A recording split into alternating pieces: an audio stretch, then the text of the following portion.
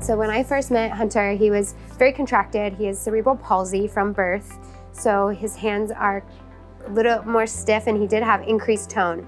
I helped the patient define what their goals for therapy would be, and then based on their goals for therapy, then we create, okay, what is our treatment plan gonna look like and what are the areas that we need to address from a therapeutic standpoint to get you to those goals.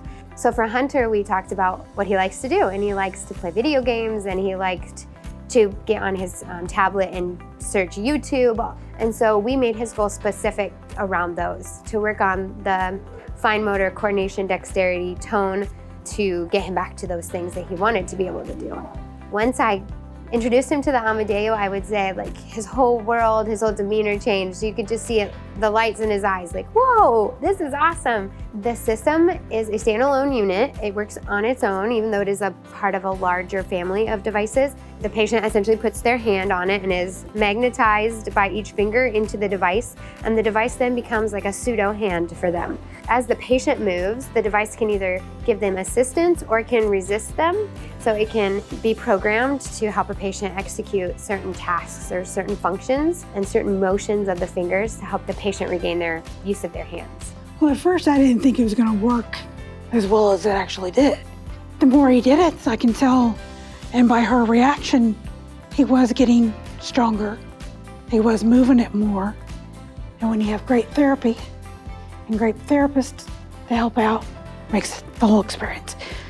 It wasn't so much therapy for him, it was actually play. He looked forward to every week coming here. When we use the Amadeo, it helps provide motivation. It's essentially a gaming system that is robot assisted, and when they put their hand on it, that they get to play video games. But then in the background, I'm like secretly getting all of this extra data that the machine pulls in. How much force is the machine giving? Whereas traditionally, if I'm just doing something with the patient, I might not know how much force I'm expending on that patient. So it's a huge help for me. Patient outcomes are driven by motivation. If you don't have a motivated patient, then you're not going to get the outcomes that either they want or that you would hope for them to have.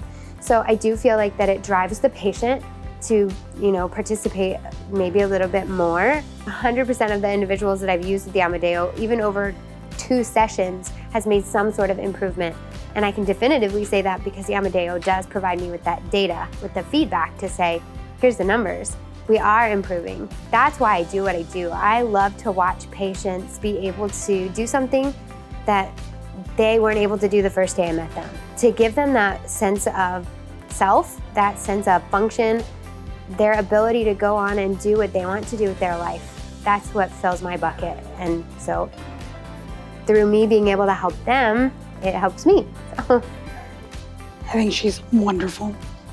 Always an upbeat attitude, which he loves. She's a nice person. She's a nice person. And a good helper. And a good helper.